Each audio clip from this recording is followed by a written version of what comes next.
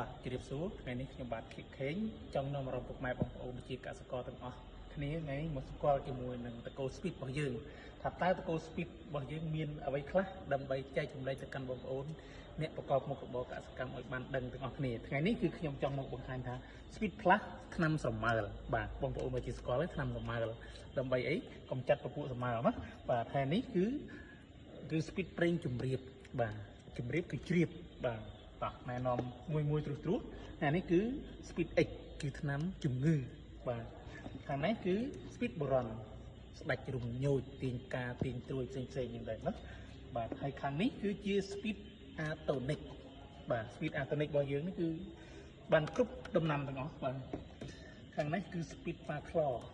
បងប្អូនដែលចូលចិត្តនិយមដាំស្វាយដាំដំណាំខុសរដូវគឺ speed parclor អាចជួយបានណាបាទហើយខាងនេះមួយទៀតដែរគឺថ្នាំសត្វល្អិតបាទ speed ថ្នាំសត្វល្អិតនេះគឺសត្វល្អិតគ្រប់ប្រភេទអាចប្រើជាមួយនឹង speed សត្វល្អិតរបស់យើងបានហើយមួយនេះទៀតគឺ Perito បាទ Perito របស់យើងនេះគឺកម្ពុជាអ្នកកម្ចាត់ស្រមើលបាទប្រភេទម្សៅបាទប្រភេទម្សៅណាបាទហើយនេះគឺ speed gold នេះគឺដង្កូវសត្វល្អិតផ្សេងទៅតោមជាប់ជាមួយនឹងដំណាំរបស់បងប្អូនគឺអាចប្រើប្រាស់ជាមួយនឹង speed gold នេះបានបាទហើយខាងនេះទៀតបងប្អូននេះ speed Thio បាទ speed Thio នេះគឺកំពុងតែពេញនិយមខ្លាំងមែនតែបច្ចុប្បន្ននេះណាបាទដូចបងប្អូនបានឃើញហើយគឺ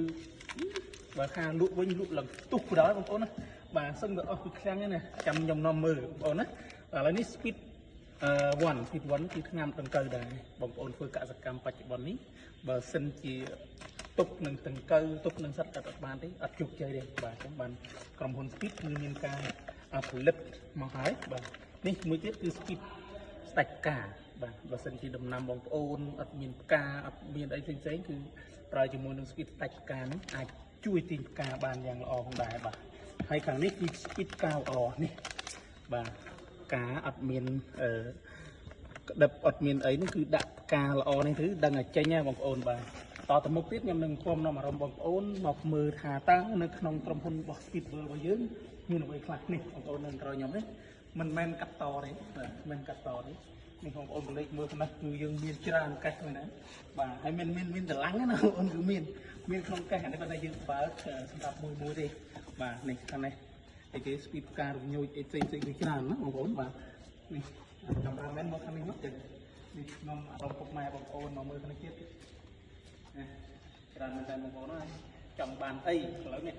បាទដូចនេះ speed atonic speed ស្អីនៅក្នុងនេះហើយខ្ញុំបាទទៅលើមួយនេះspeed atonic បាទគឺពេញបាទអត់មានកសក់បងប្អូនទេថាអត់មានទេបាទចង់បានអីគឺបានហ្នឹងណាបាទនេះ Perito ផ្សេងគឺនៅក្នុងផ្ទះរបស់យើងបាទមិនត្រឹមតែប៉ុណ្ណោះសម្រាប់បងប្អូនជាម្ចាស់ដេប៉ូ